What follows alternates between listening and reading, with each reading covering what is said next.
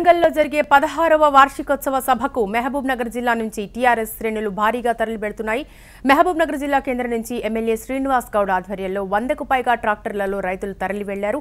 MLA Srinivas Goud స్వయంగా tractor నడుపుకుంటూ ర్యాలీగా వరంగల్ సభకు బయలుదేరారు. తమ ప్రభుత్వం రైతు సంక్షేమ ప్రభుత్వం అనేందుకు సభకు తరలివస్తున్న ఈ రైతు జనం ఓ ఉదాహరణగా నిలుస్తుందంటున్న మహబూబ్ నగర్ ఎమ్మెల్యే శ్రీనివాస్ గౌడ్తో మా ప్రతినిధి Narendrachari face to face. Mahabubnagar MLA Srinivas గారు స్వయంగా ట్రాక్టర్ నడుపుతూ వరంగల్ తరలి వెళ్తున్న దృశ్యాలను మనం చూస్తున్నాం. అదే ఈ మహబూబ్ నగర్ నుంచి ఎన్ని ట్రాక్టర్ల నుంచి బయలుదేరారు, ఈ పండుగ వాతావరణానికి గల కారణం ఏంది, ఆయన్నే వరంగల్లో జరిగే సభను ఎలా విజయవంతం చేశారనే దానిపైన ఎమ్మెల్యే శ్రీనివాస్ గారితో మరిన్ని వివరాలు అడిగి తెలుసుకున్నాం. సార్ చెప్పండి, మహబూబ్ నగర్ నుంచి తండోపతండాలు తరలి వెళ్తున్నారు, ఈ పరిస్థితి ఎలా ఉంది? చాలా సంతోషంగా ఉంది. రైతులందరూ కూడా ఎంతో సంతోషంగా ఆనందంగా ఇన్ని రోజులకు మనకు రైతుల గురించి ఆలోచన చేసే ముఖ్యమంత్రి వచ్చిండు, ప్రభుత్వం వచ్చింది.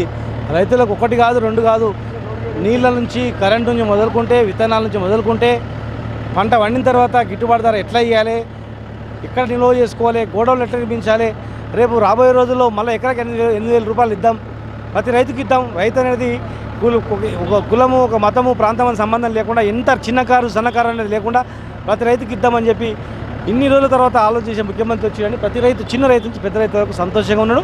ఈరోజు స్వచ్ఛందంగానే మా రైతులందరూ కూడా రావడం అనేది మాకు చాలా సంతోషం. రైతుల నుంచి ఎలాంటి స్పందన లభిస్తుంది, వాటి నుంచి అంటే స్వయంగా వస్తున్నారా ఎలా? మీరు కనుక్కోండి, ఇప్పుడు 100 పైగా ట్రాక్టర్లు వచ్చినాయి, ఇంకా దాదాపుగా 100 ట్రాక్టర్లు మేము వద్దన్నాం. మీరు వద్దు, మీరు అవసరం లేదు, మీరు వస్తే కష్టమవుతుందని చెప్పినాం. రేపు మళ్ళీ 100 బస్సులు వస్తున్నాయి, స్వచ్ఛందంగానే వాళ్ళు రావడం జరుగుతూ ఉంది. ఇంకా చాలా ముసలి వాళ్ళు కూడా 70-80 సంవత్సరాలు వచ్చేటువంటి రైతు కూడా నేను వస్తా, నా సభను చూస్తా, మా రైతుల ప్రభుత్వం మా రైతు ముఖ్యమంత్రిని చూస్తా అని చెప్పి రావడం అనేది, టీవీలలో చూస్తావు కదా ఎందుకు వస్తామంటే లేదు కళ్ళారా డైరెక్ట్గా చూడాలని ఉందని చెప్పి రావడం అనేది చాలా సంతోషం. ఇది ఒక గొప్ప మార్పు.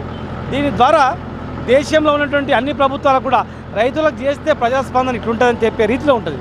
ఈ సభ ఉద్దేశించాలి, సభ మొత్తం జరగడానికి కారణం ఎలా మెసేజ్ ఇవ్వబోతుంది?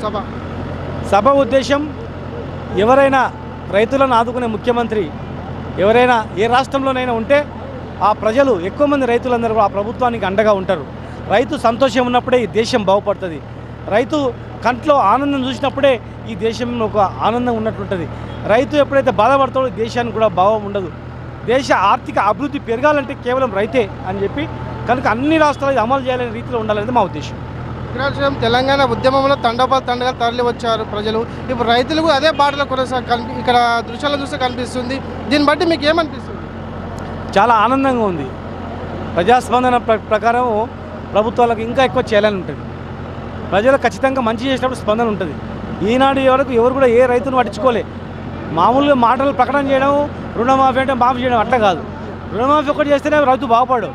రైతుకు గిట్టుబాటు ధర ఇవ్వడం నుంచి మొదలుకుంటే నాటేసేట నుంచి పంట వండే ఇంటికి పోయేటప్పుడు పంట అమ్ముకున్న తర్వాత అప్పులు కట్టే ఒకవేళ అప్పులు తెచ్చి పంట పండించుకున్నా కూడా అప్పులను పోయి లాభాలతో సంతోషంగా పోవాలి. కానీ మొన్నటి వరకు పంట వండినా కూడా అప్పులు కట్టి ఏడ్చుకుంటూ పోయి ఆత్మబలిదానం చేసుకునే పరిస్థితి కూడా చాలా కుటుంబాలు ఉన్నాయి. అది పోవాలి, అది పోయేంత వరకు మా పోరాటం.